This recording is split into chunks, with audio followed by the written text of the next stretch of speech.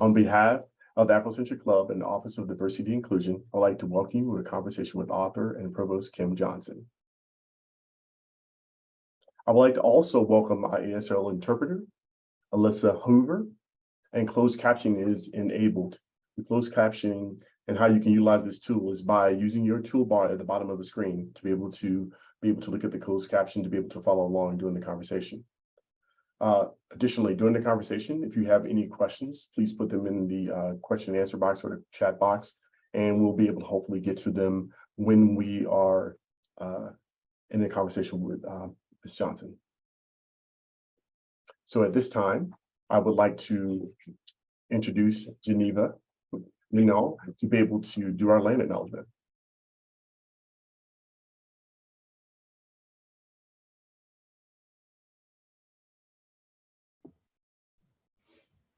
Am I good? Can you hear me? Yep. Okay. Bojo Minogishket Geneva Dishikaz. Hello.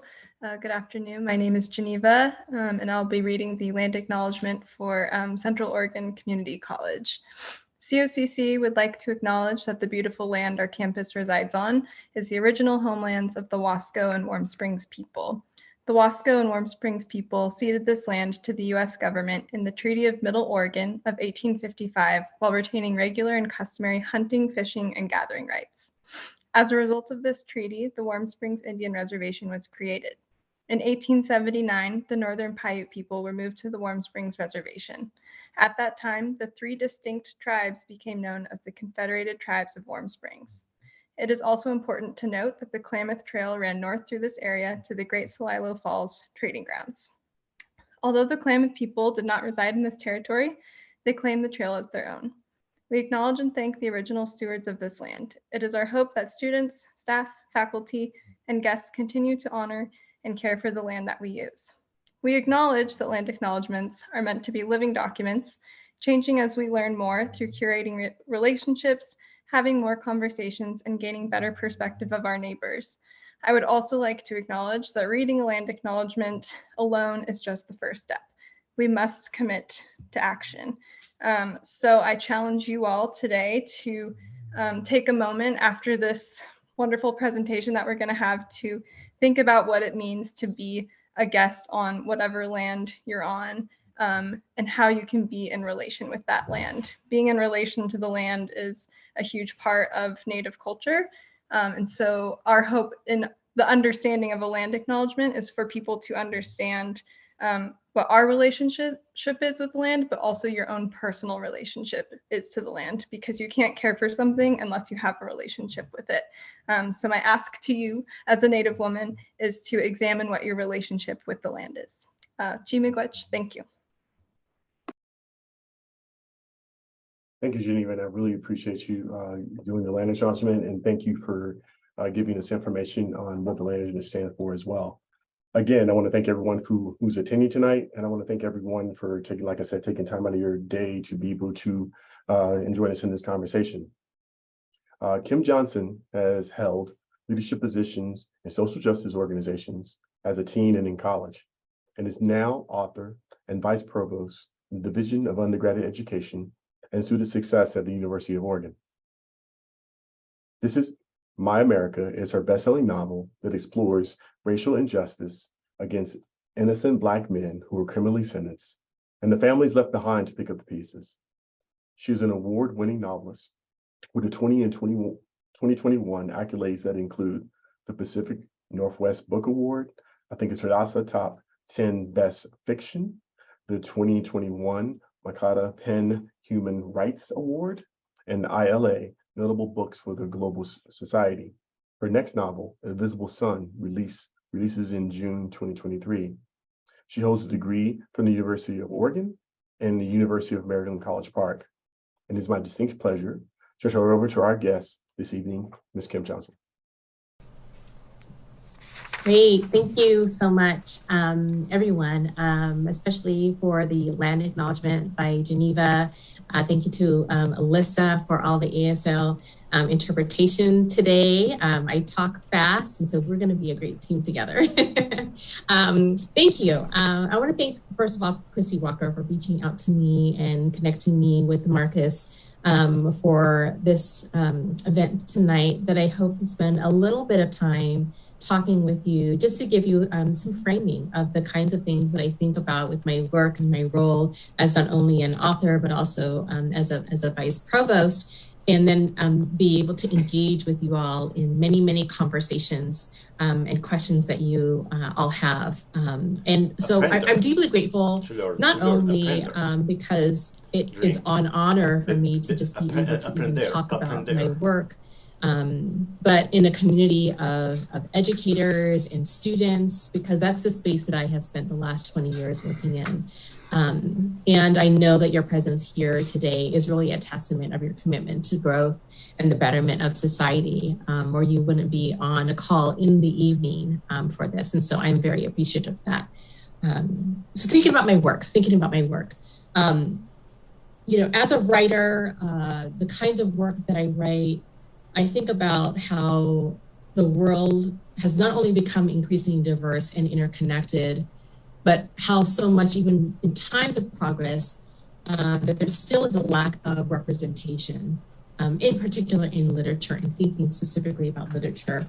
And for too long, the stories that we often have read and heard have really been told from a limited or a narrow perspective, and has really failed to capture the beauty and the complexities of the human experience. And as a writer, I have an honor and a duty, I feel, to be able to bring that depth to my work. And with this lack of representation, however, especially for populations like marginalized communities, it leaves us out of the narrative. It makes us feel unseen, unheard, and I see a direct connection to that gap in our larger society and just how we operate in community together, our laws, our interactions that we have, and the rights that are still being fought today because of our lack of ability to build empathy and understanding. Throughout my career in higher ed, using my vice provost hat and as an educator, I've always really been driven by the goal of making education accessible and inclusive. That was what drew me when I was, 21 years old and graduated, and immediately went into a grad program and knew I wanted to work in higher ed. And it's a thing that still derives my purpose to today, because I believe that education should be a place where students of all ages can explore their purpose, their identity and interest, and have the freedom to let their inner intellectual curiosity flourish. But there's so many issues and that tackle, even with a setting of education where we should all be, trying to think critically and grow and develop. It's still held with bureaucratic and historic challenges that influence our daily lives and our ability to progress. And I believe in the setting of education, every person has the ability to succeed if we can remove barriers, whether that's within our institutions, whether that's within our society. And if we can do that and provide just-in-time supports, and we can really reach and help people reach their full potential.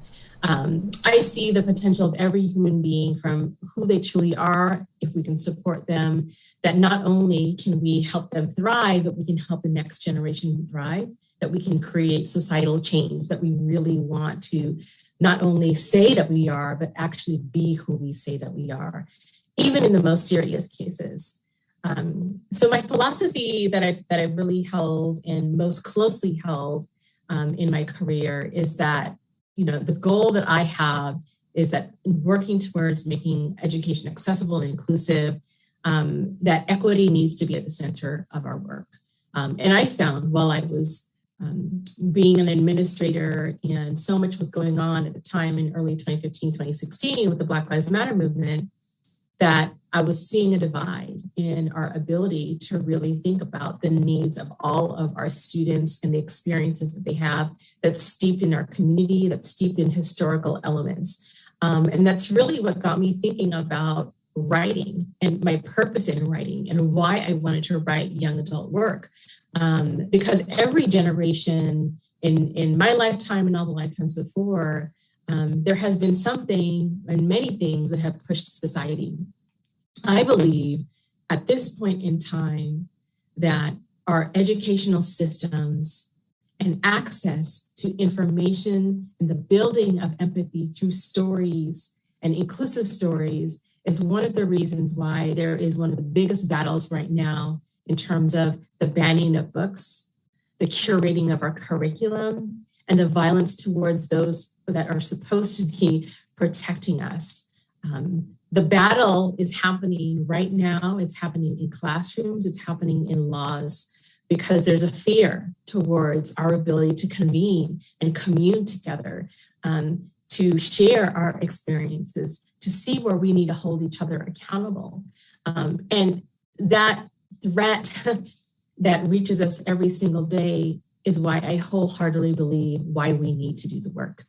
My work that I hold in my writing ties in with fiction and reality on timely issues that we as readers, as educators, as librarians, as schools, as students, as communities must hold in conversation with each other to be able to feel deeply, to be seen, to be empathetic. And it's a way for us to be a part of the solution, to convene together, to converse together, to be able to bring positive change through our better understanding. And this is why I feel the work that I do with my fellow writers, there's so many incredible writers that are coming out right now that are storytellers, that their stories are so important because they're our stories. They're all of our stories. And it's our responsibility to shine a light on those stories that have been silenced.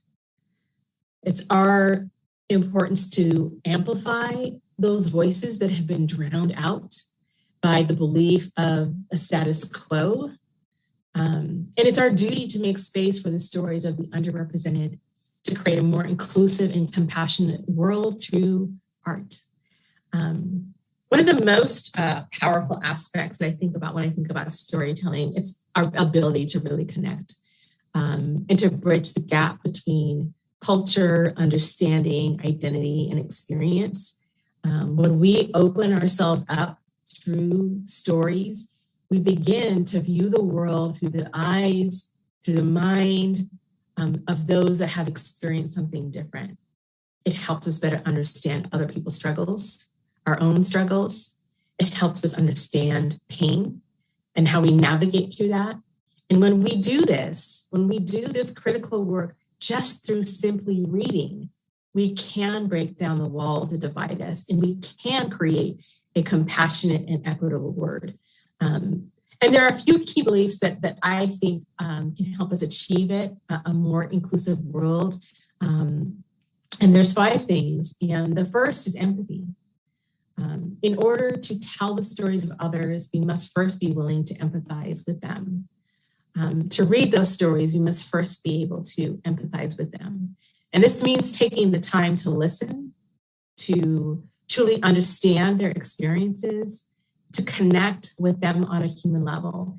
Empathy is what allows us to break down those barriers that divide us and to create that compassionate world that we say so often that we are striving to do. The second, I really truly believe in radical acts of courage. It takes courage to speak truth to power, to challenge the status quo, and to demand better representation for all of our communities, and especially marginalized, minoritized communities. It takes courage to take risks, to put our own reputation on the line, and to fight for what we believe in. But it is only through radical acts of courage that we can make real change in this world. The third is I have a wholehearted belief in possibilities. Possibilities is one of my favorite words. I use it all the time with my students about all of the possibilities that we have yet to dream about. And in order to create change, we must be willing to think outside of the box. That's what possibilities mean. It's not something that's impossible. It's something that we have yet to dream, yet to imagine. It gives us a chance to experiment, to take risks, something that allows us to feel good about being able to push those boundaries, to create new ways of being, to challenge our assumptions and biases, and to open ourselves up to new perspectives and ideas, even if it feels like we're going to fail. The fourth critical thing that I believe is that to do this work, we need to be in community. No one person can achieve this goal alone. We need to work together. We need to share our experiences, our stories. We need to build networks of support and to amplify each other's voices and needs. We need to create a community of storytellers who are committed to creating a more diverse and inclusive literary world. And we need the readers to be there to experience it in community. And the fifth is hope. We cannot lose hope in the face of adversity. Every time I hear about a book being banned, an adjustment in curriculum, my work being questioned, being caught up in these sort of legal battles, it's only a reminder that it is hope that has brought even me this far to be able to do the work that I do. And there will be times when it seems like those efforts are in vain and those challenges might feel, insurmountable, but we must not give up. And hope is what helps us get there. I wrote This Is My America really to explore the criminal justice system and its impact on the Black community, because at the time it felt like there was just, and it continues to be, but in particular at the time, it felt like those conversations were very narrow. They weren't systemic. They weren't looking at the larger implications that go beyond, police brutality as an issue. And I wanted to address those systemic issues that are often overlooked or dismissed. I wanted to leverage empathy to show those radical acts of courage because of those experiences that I had as a young person that gave me courage, even through the face of adversity. Through my process of writing and now hearing from so many different readers and those who've experienced my work and have had, many conversations, I want to continue to push and think about my work deeper. What was missing in my future works. I want to be able to think about how my work can further address complicated layers of racism in our society, especially within our criminal justice system. And a system that is often accepted by society as neutral and giving total justice, when we know that there has been too long a cry that has rung for those to say, no, that I don't experience that fully. I am being persecuted by not the experiences that the video and media say about me, but who I truly am. And I wanted to really address those. And so, I hope to provide readers with inspiring words. I hope that many of you that have read my work are ready to dive deeper into questions about my work, and that I can be a part of furthering our study and conversation and thinking about the communities that we can be more engaged in. So I'm going to transition to Marcus. I just want to say I'm really honored to begin this conversation with you and everyone who's there. And I know that we're in Zoom, but I take every Zoom session like I pretend you're in my living room. We're all in my home and we're all going to be in community together. And hopefully you're eating dinner at the table and I'm going to drink my water as Marcus sets up. I just want to know, do I need to take my shoes off? I just want to make sure I'm good. You can take your shoes. I don't have shoes on, so you can take your shoes off. Well, thank you, Kim. I appreciate it. And I just like the three things that you talked about with the empathy, looking at, the human, consciousness. I really love that piece and being able to tell our own stories. And I think the work that we all do in this arena is all about trying to put our stories forward. And I appreciate that you continue to do that, and not only in your writing, but in your activism as well. And I thoroughly enjoyed the book because I thought it did a great job of not just talking about the justice system, but talking about what you talked about, relationships, leaning into that, leaning into one another. And I really appreciate you doing that. All right. Well, I'm going to keep it simple. I like asking questions, and let's dig a little bit. And like I said, thank you again. One thing I love asking people when I interview them is what inspires them. So what or who inspired you when you were younger, when you were a young writer trying to get going? Yeah. And, I especially love to go into classrooms, and when I'm meeting with really young, I meet with a middle school class, and I have them guess when I wrote my first story, because really my experience growing up as an Oregonian, being often in my elementary school, the one Black girl, one Black kid in my class, graduating in my high school as one of 5 Black kids in my grade. My library was not filled with books by Black authors.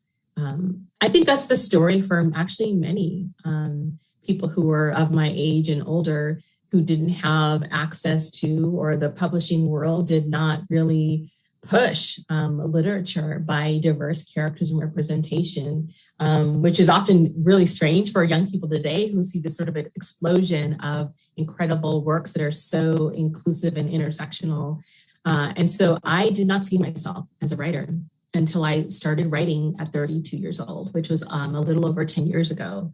I have a college degree, I have a master's degree, and I have always, in those time periods, believed that I was a terrible writer, that I was scared to write, that writing was not something for me. And if I could do anything else to represent the knowledge that I had, I would do it rather than do writing, because of those sort of early fears that I had.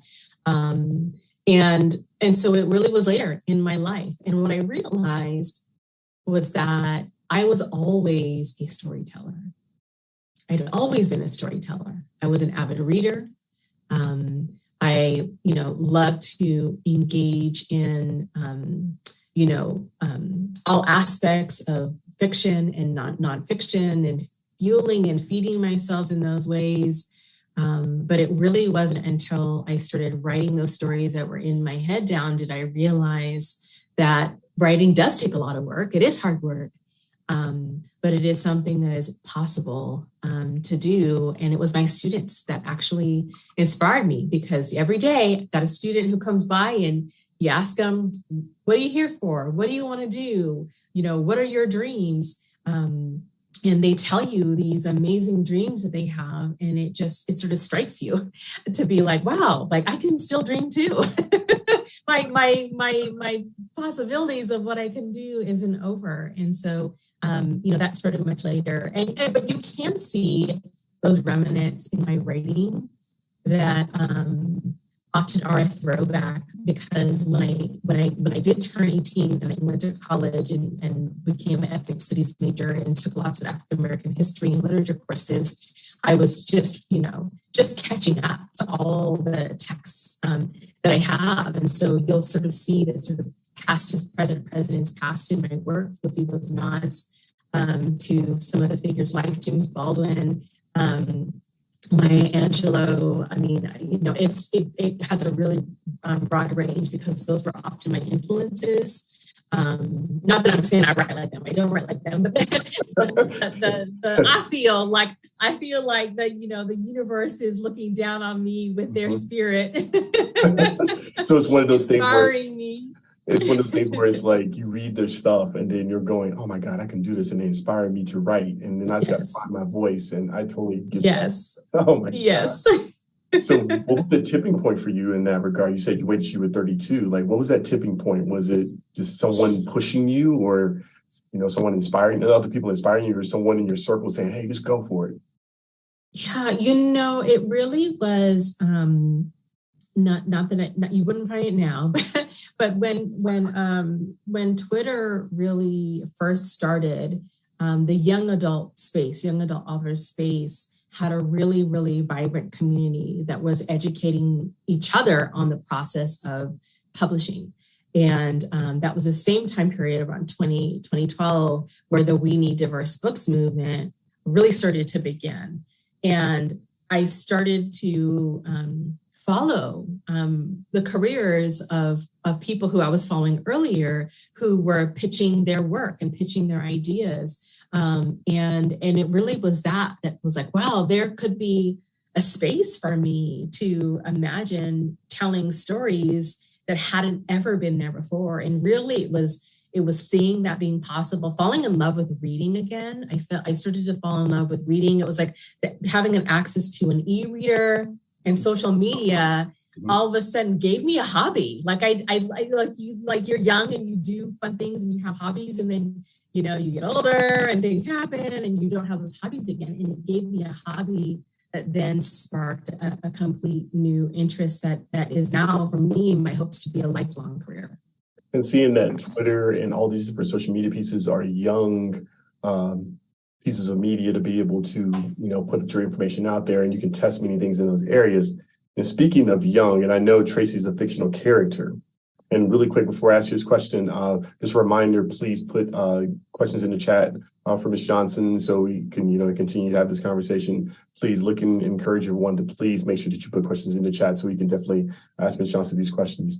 But speaking, like I said, of younger writers, young people being able to be a part of this medium, what aspects of Tracy Beaumont reflects Kim Johnson? Yeah, Tracy has me in her, but times 5.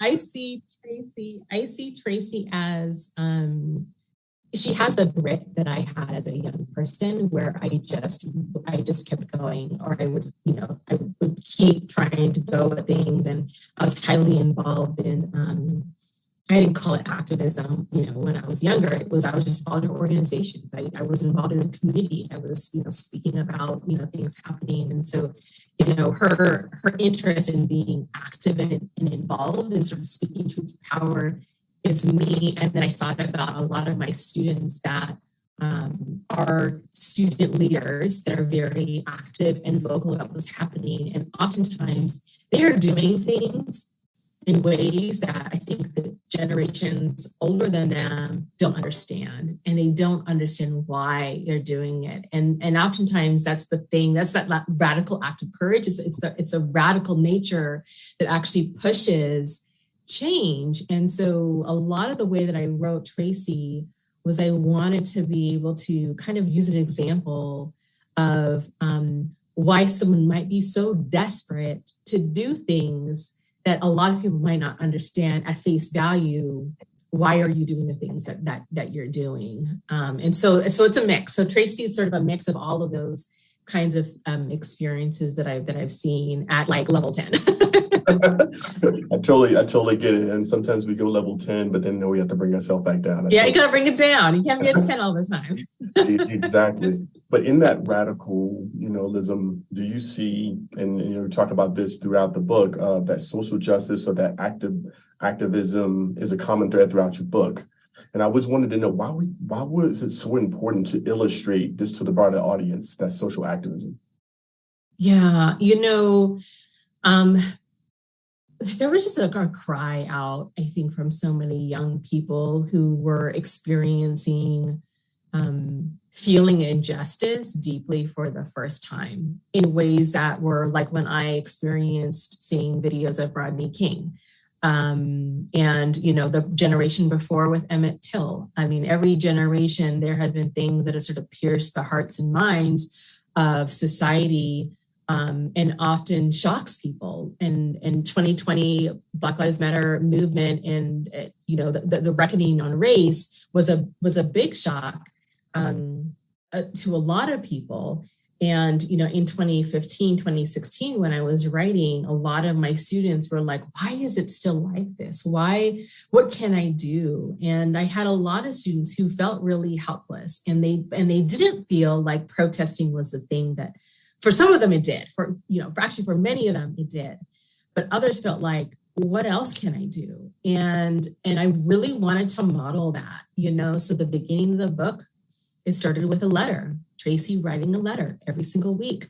That's an act of activism. It's quieter sometimes, but the consistency of it actually makes it loud.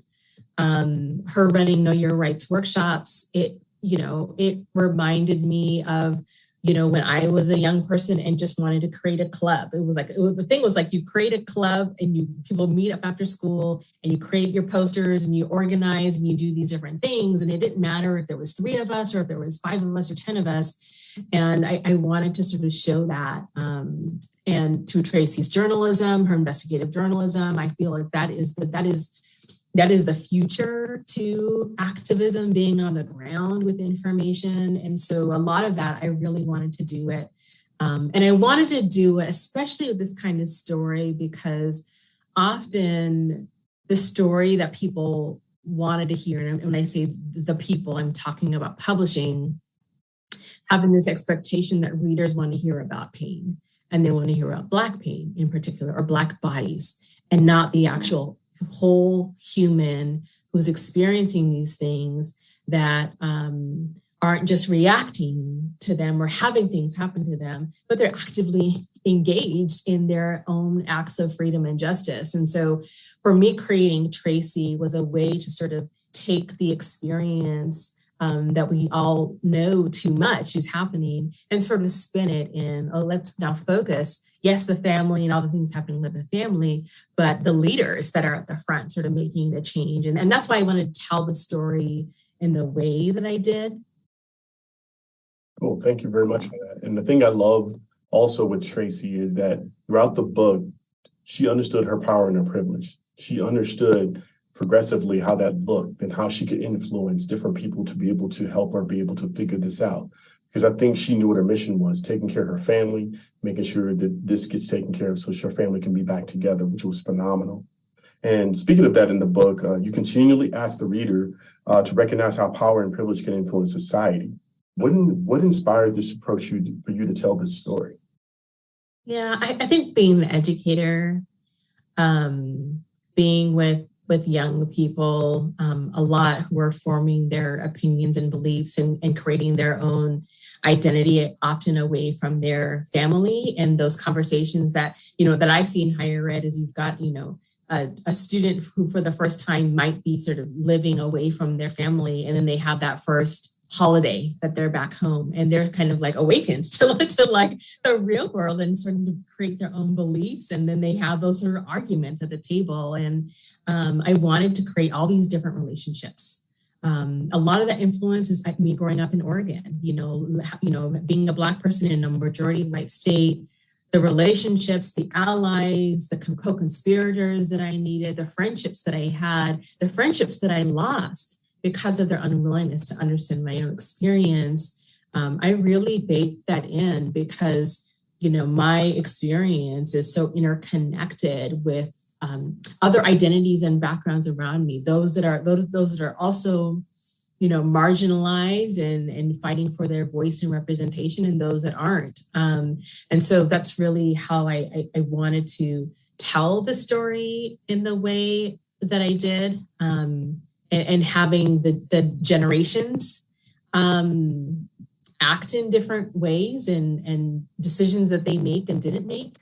I wanted to sort of to show that it's not just the one moment, that it's deeper.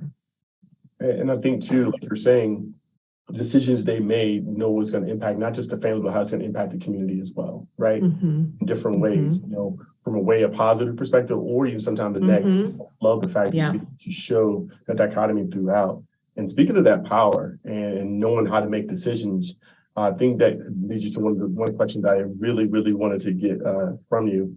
In our research, I noticed that you're a part of the Divine Nine of Penn Council, Pam as well. I was checking out your poster in the back. I wasn't sure if you were in your office or not, but yes. Yes, that's definitely my office. Yes. Okay. Yes. How does this help influence your writing and you as a college administrator? Yeah,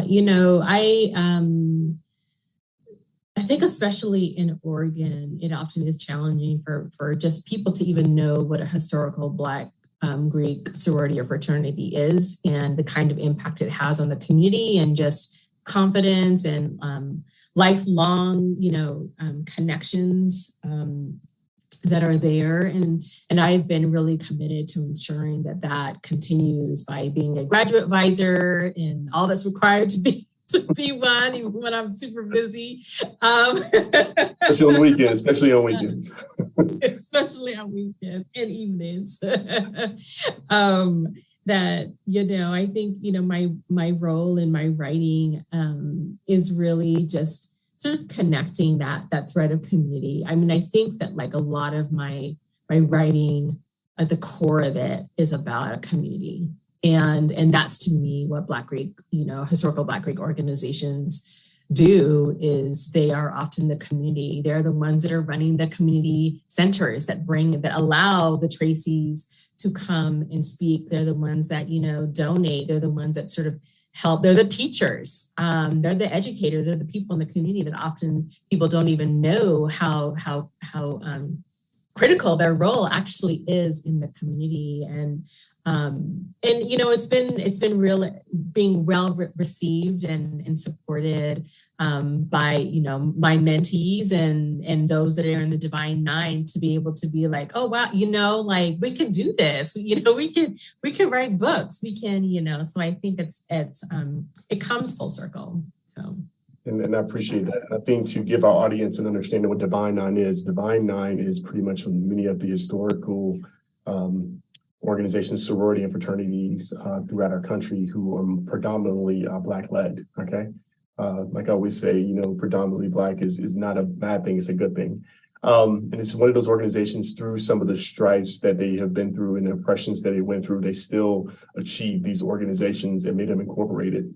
And there's 9 great organizations throughout our country, and they have graduate chapters and national chapters as well. And I encourage people to, if they want to, they can look into them because it's phenomenal. And being a part of that lineage is phenomenal. One thing I also want to encourage people to continue to put questions in Q&A, so we can definitely ask Ms. Johnson a few more questions. I would love to, here's a question that we actually have come in, that came in from one of our group discussions, and I'm going to lead with that one before I get a few more questions from the moderator. From the person behind the scenes giving me questions. How did you decide on the title, This Is My America? Yeah, a book doesn't feel real to me unless it has a title. Especially as a writer trying to create an identity, like, oh, yes, I'm a writer. It's like, what are you writing? It's like, okay, I'm writing this book and I have a title and I don't need to tell you anything else. And so me having the right title, it helps give me the energy to think about what the story is going to be about. And so when I was writing, there was a lot of conversations happening at the time about those that are being critical, and I'll say mostly the Black community being critical of the progress or lack of progress that we've had in the United States. And sort of the immediate response is, well, if you don't like it, then get out of here, right? Like, you can go elsewhere. This dichotomy of the flag and what the flag means and what we say it means, and then how some people use it or wield it as sort of a replacement for, who gets to say that they're American or not. One of those sort of signifiers was thinking of Colin Kaepernick, who was kneeling during games, and they were saying how he wasn't loyal, right? That how could he, defame our vets that are, serving, that he's not American enough. And I really wanted to think about, like, well, what, no, we love America. we love America when maybe we shouldn't love America. And what does my America look like? And so I came up with the title of This Is My America. And about a few months before I was like working on my last round of revisions, that I had like sort of a goal date, Childish Gambino came out with his video of This Is America. And I'm someone who, I look at signs, I look at, like affirmations and the universe, all those things are feeding me and telling me, how to operate and telling me on the right track. And I say that, but then my agent says it was just a cheap excuse for me to tell her that it is a sign that my book is done and we need to get it out to publishers. And because she's my agent is like, oh no, going through another round of revisions, revise again. And I was like, I'm done. Okay, there's a video that's out there and it's saying that it is time. So was that scary moment where you're like, okay, it's done, it's out there. It's done. So we sent it out to publishers, and 2 weeks later I had an offer for my book. So yeah, that's my sort of like my story with my title. Thank you very much. I appreciate that. Thanks for the explanation. And I really appreciate it from that viewpoint, saying this is the America that you see from your lens. And I really, really appreciate that. I got a question from you from a group of seventh graders and their teacher who all read your book and loved it. They're curious if any of the characters, Tracy, Quincy, Jamal in particular, were inspired by anyone in particular.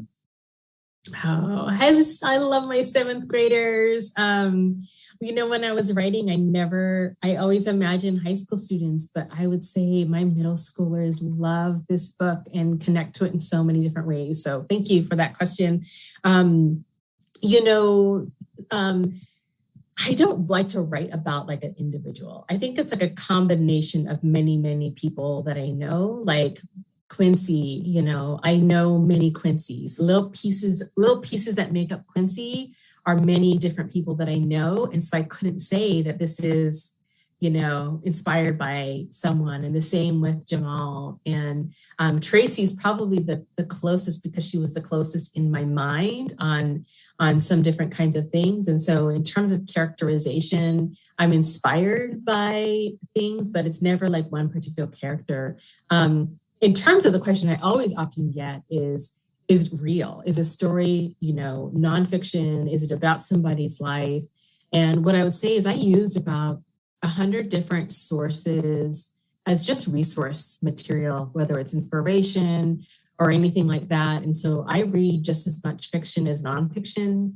I like to say this is as much, Delta in the Grove, Thurgood Marshall, 1955, as it is, Just Mercy, Bryan Stevenson. I mean, it's the past is the present. There are so many themes in our country that, you can pinpoint different plot points that you could pick up a newspaper and see it happening. And especially around death penalty cases, and studying those and the testimonies of those that have been wrongfully incarcerated, and seeing similar themes of communities failing them, lack of resources, wanting quick resolutions, and going with their sort of first gut of who they think did it, and so that's why I think it really does resonate with so many people, because it does feel real. Maybe not some of the things Tracy was doing, that's a little of her little Nancy Drew-ness in her. That might not as much, but so much of the lived experiences that I think that we know, and we could see that we know people who've had something happen to them that wasn't right, does resonate with people. And I think that's the main thing. You humanize, especially Black people, in so many ways that normal people don't get to see them. And I really, really appreciated that. And I think people always think that, we're a specific way and stereotypically this way. And I'm glad that you did that and showing the strengths of who we are as people. And one other quick question I have, I think somebody wanted answered, and I'm trying to get to it because it won't come up. Here it is right now. I got it. Thank you. Would you tell us about a radical act of courage that you have witnessed or participated in as a leader in higher education? I see it all the time, and I see it in the life role. More recently, being in a leadership role, all of a sudden, you go from, when you work your way up, which is what I did. I started as an advisor, and I worked my way, up to a vice provost position, and you're used to being like, oh, the man, and that leader or whatever. And then when you're in that role and everyone's looking at you, you're like, oh man, I'm not doing what I need to do. And so I think I see that stuff all the time. And now I'm on the receiving end. There's all kinds of radical acts of courage, but I think I also elicit that because I think, because of what I talk about in my values, I have people who, are sharing and pushing things in the way that we act and make change. The most sort of like resonating kind of radical act of courage that I actually see with my students all the time is speaking out and creating demands to their institution, doing them in ways that feel really uncomfortable to a lot of people, and not having it bother them at all. And, and sometimes I don't always agree with the approach. And, they, will often seek counsel about things that they're doing. And I'm like, oh, I wouldn't do that way if I was you. But never really saying what they should do, because I also believe that that's a part of growing and learning. Even with Tracy, you can see that, she makes some, missteps that if she could think about things a little bit differently, or, be more open with her process of what she was going through, might not burn so many, cause so many fires, but a lot of that I think is about learning and growing. And that's probably what I see mostly from Radical Acts of Courage, is from my students. Okay, cool. Yeah. I'm sorry, I didn't mean to interrupt, my bad. Oh, no. Like I said, helping students interrupt is so much fun to do, because watching them grow, watching them fail, but then also watching them learn something from it is phenomenal. The question I have for you next from our audience is, what do you hope young women especially would take away from your story? That you are seen and you are powerful. I chose Tracy as a young woman to be the lead of the story, because oftentimes we don't see the sacrifice and who's holding the community down when these things are happening that often do impact more, I think specifically Black men than they do Black women. Thinking about, leaders of movements and not necessarily seeing them in that way, is what I hope, being part of Tracy, that you don't have to be a soft flower to be a young woman. You can be thorny and you can be strong, and those aren't bad traits, and that you can have good friendships and love, which is one of the reasons why I had so much as a love interest in the story, is because I wanted to show that you could be all of those things and be desired and loved and valued just as much. I love that, and I love that Tracy has the freedom to be able to do that. But I have one question for you later on that I want to ask. The Quincy Dean conversation, that's another story. Really quick, how did you decide on the setting for this story? Yeah, because I read so much, and a fake historian, I'm not real historian, but I'll call myself a fake historian. There are just little signals, and that those that have a deeper knowledge can pick up in a read that I really do like to include. And so, I chose Galveston County as a sign for Galveston, Texas. And for those that aren't familiar or need reminders, is Galveston was the last location that those that were enslaved found out they were free 2.5 years after slavery had ended. And I didn't write that in my book.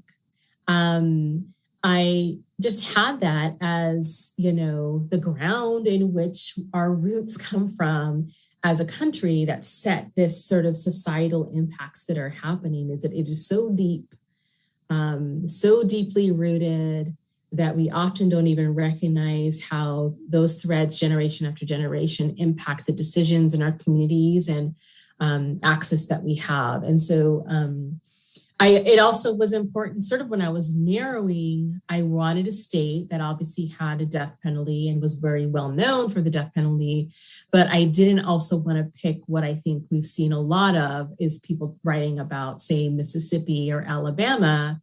In some of these stories, I really wanted to sort of get kind of like a coastal area, a setting that, many people could feel like, wow, this could be my town. I really wanted all of those. And so that's sort of how it all sort of came together when I chose that particular location. Great. I'm glad the symbolic, I love the symbolic reason. When you said Galveston, I was thinking Juneteenth, that's sort of popped in my head of looking at that from that perspective. And you're like, I love the foundational piece of understanding the roots, and that's where you want to start that story. And speaking of basically showing the roots of something, you talked about it in the 3 things that you mentioned, is empathy, right?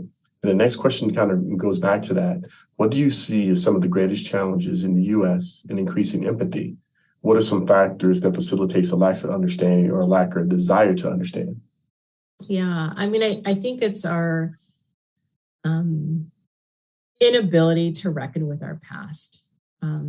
If we were to look at Germany, if we were to look at South Africa, places that have had genocide and apartheid, they held trials. They have made commitments to heal those wounds.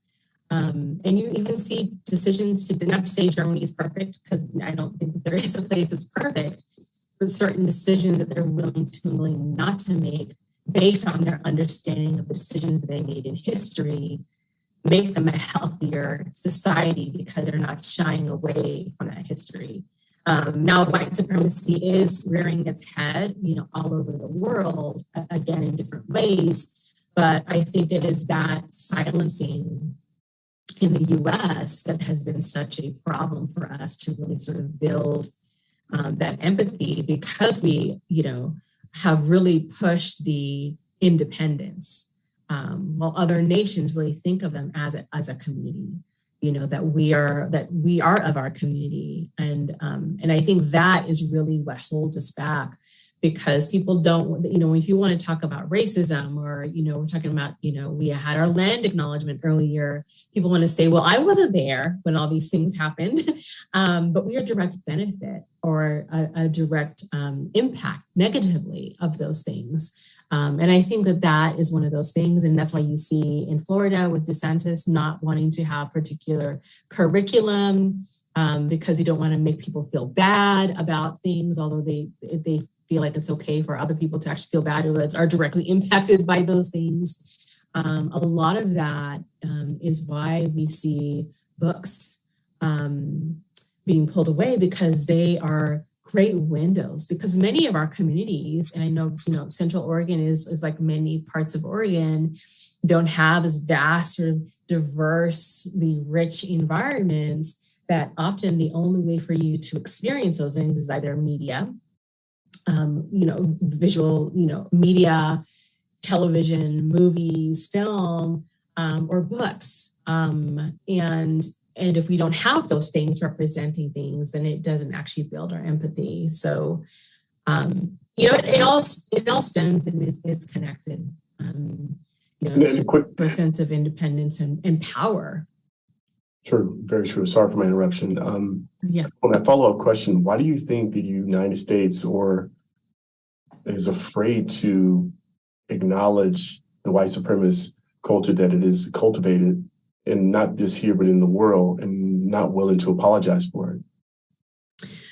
Well, I really think it's because you don't want to let go of power. Going back to power, you don't want to let go of those things, because if it does, then you'll have to change things, and who is benefiting from it and who is not benefiting from it. And so many of our systems, I really think a lot of these things are proxy for power. If it wasn't race, it's something else, for a proxy of power. And I think that that's one of the reasons. But, seeing this sort of new generation coming in, and even, with my book, I get emails from, people of all walks of life. I've had, 80-year-old white men who are like, I cried reading your book, and thank you. I've never read a book like that before, and I appreciate it. And so I think that there's always time for change. And I think that we are definitely in a space where the tide is turning, which is why you see so much revolt against it, because that power dynamic is really sort of shrinking. So, and I think also the younger generation, like we talked about earlier, is really looking to go, hey, you know what? That's not my world. I want a different to live in. And I really, really appreciate that. We have time for 2 more questions. And I have one question here from a person who's visiting. Says, I understand the anger resulting from centuries of inequality and how people of color, Black Americans in particular, have been treated by the U.S. What actions, policies, attitudes do you think to be implemented to acknowledge and address the anger? I mean, there's so many. I think that the core you have to go to is that there are systemic issues, and if you can reach the systemic issues, you can make change. And from my book, there's many from just a criminal justice perspective on the ways in which we look at our justice system. There's many laws that could be changed, but there's also many systems in which how we operate need to be completely dismantled and rebuilt or redone or, shrunken and others sort of increased in terms of health and community support, which is, I think, where we really should be feeding if we really want to heal our society overall, is are we investing in people have access to basic needs and health and wellness and home. If you can actually resolve those things, it actually creates a greater space for a community to thrive, but for healing to actually begin. Because when you have, all these communities fighting against very similar small resources, it creates that fighting amongst each other versus understanding that there's a larger power dynamic that's impacting them. And so there's so many, I mean, I can't even, I don't even know where to begin, but, I think some of those are very, very basic. And, I don't even know if anger is the right term. I think there's some things that are angering, but I don't know if that's the term that I would use. I think it's deeper than that because I think it often gets a response of like, oh man, why are these people so angry? And it's like, and I would sort of like flip it. It's like, why don't you care? Why don't you see how actually painful and harmful it is to perpetuate these things? And not to critique the question, but whenever I hear that, I think about like, I don't know if angry is the term that I actually have. Indignant. I don't know what's the right term. I totally get it. Well, one final question before we let you go, and then thank you again for being here. Appreciate it very, very much. In June 2023, which is coming up soon, you will have a new book debuting entitled Invisible Sun. So what adventure are you taking us on this time? Yeah, I'm bringing it much closer to home. So behind me in the blue cover is my novel Invisible Sun. And this time I'm sticking with similar themes as my novel, but having a 17-year-old Black boy named Andre Jackson who returns home from Judy into Northeast Portland, where things don't feel the same for him. He's wrongfully accused of a crime. A virus shuts everything down, aka COVID-19, and the girl he loves moves on. And it's a story about love and a story about finding the truth when it's a really dangerous game. So it's another social justice thriller, and I'm really excited to bring it closer to where so many of my students are from in Portland and Northeast in particular. And it will, similar to This Is My America, it has those sort of roots of historical aspects that are very specific to Oregon. So I'm really excited and nervous. Well, like I said, I'm glad that you're going to be able to have this offering for us. And also, I know you can do pre-orders. If you online and you would like to get a pre-order, you're definitely more than welcome. Yes. But Kim, I really appreciate you taking the time to be a part of this. Thank you for allowing us to be able to read that book. It was phenomenal, and I think it paints a great picture of some of the changes we need to make in our country.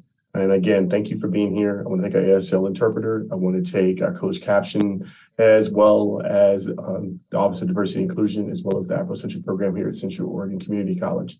Thank you guys all for being here this evening. I didn't want to keep it too long. But Ms. Johnson, again, thank you very, very much for being here. Great. Thank you. Thank you, everyone.